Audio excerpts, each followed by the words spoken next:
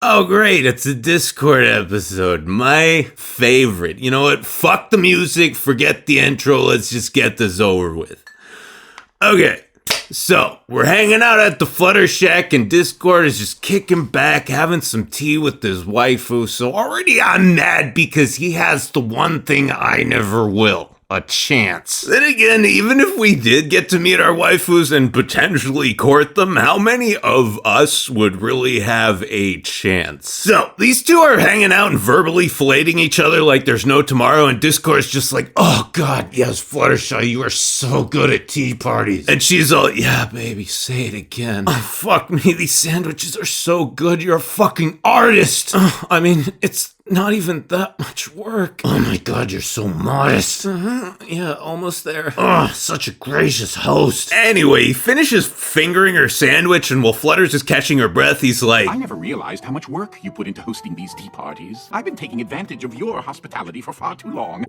oh, well, fuck me. That almost sounds like something a relatively sympathetic character would say. However, if there's one thing I know about Discord, it's that he'll give me plenty of fresh reasons to hate him before the episode is over. Right, so, Dickbag here decides to actually return the favor and host the next tea jerk with Buttershush, so he goes shopping. Okay, hold on. This is a guy who can open holes in space-time and creates life to use as a towel. Are you seriously telling me he needs to run to the china shop for a tea set? Or wait, is this possibly implying that he doesn't actually create the stuff, he just summons it in from somewhere, so he can't conjure some Earl Grey because he doesn't have any in his dimensional stash? If that were our premise here, then I'd be curious as to what he does with this sheep when he's not using it. Oh my god, look at this chick's hair, it's fucking gorgeous. Look at that layering. I don't know if I could really handle my tea bags having any kind of anthropomorphic quality, since the main event of a tea party would consist of drowning them in scalding hot water and then drinking the stewed essence of their soggy corpses. So, homeboy's chatting up Teabagger here, and she's like, wait, you're friends with Fluttershy? And he's all, yeah, why wouldn't I be? Because you're fucking weird, dude. Seriously, that's pretty much what she said, and I can't really blame him for getting all defensive. That would kind of sting if somebody literally couldn't believe that you even hung out with the only person you actually cared about, but whatever, fuck Discord. I will admit that he's a little bit more relatable in this episode so far, but that doesn't give him a pass on all his previous bullshit. Ugh.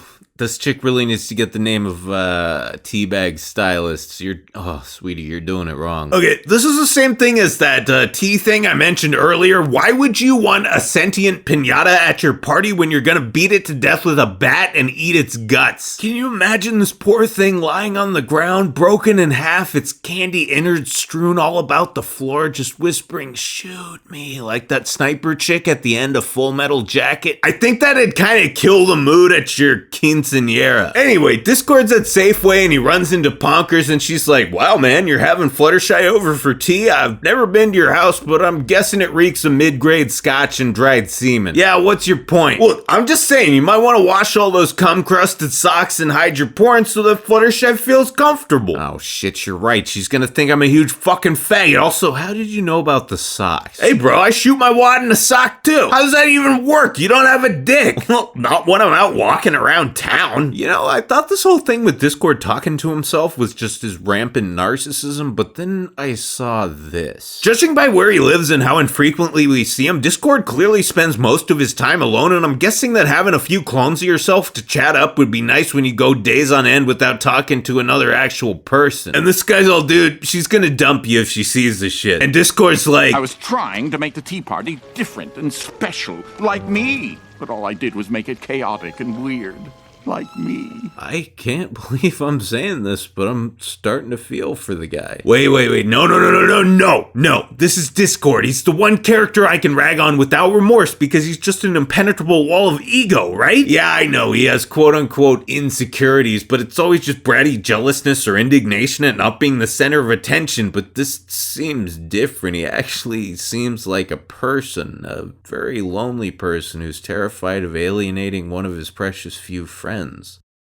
Anyway, Discord decides to try and be a normie and quickly realizes that in order to succeed, he's gonna have to change literally everything about himself and his life. And all I can say is, I've been there. So Butterball comes over and they're having tea together and she's like, yo man, did you spike this tea with something? No, why? Because you're looking pretty faded, dude. Whoa, what the hell? I was just trying to act normal. Yeah, and now you're disappearing because normal doesn't exist. Wait, it doesn't? The kind of normal you're trying to pull off, like not being eccentric or quirky in any way? No, that shit's not real. I mean, yeah, there are people who make a concerted effort to avoid anything new or unusual or different, but that isn't fucking normal. Those are the weirdest, creepiest people of all, and every time I meet someone who likes things quiet and boring all the time, I can't stop wondering how many little kids they have tied up in their basement. But dude, you're like that. Did you ever wonder what happened to Twist? Okay, so if normal doesn't exist, then why does everyone always tell me I'm so weird and act all uncomfortable around me? Because you're an asshole. You think I'm an asshole? Not to me, but to everyone else,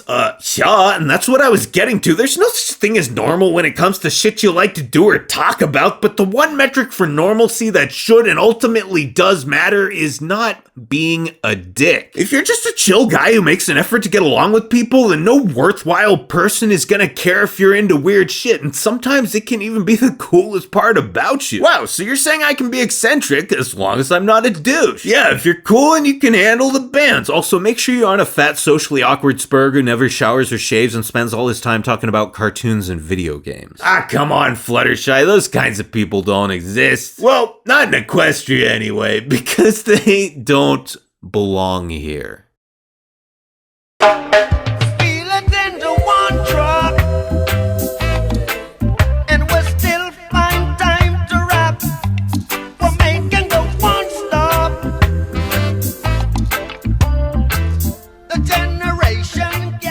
I will admit that he's a little more relatable in this episode so far. Ow, I fucking bit my mouth. Oh, God, I fucking bit the inside of my cheek. Jesus Christ. Ow, fuck. Ow.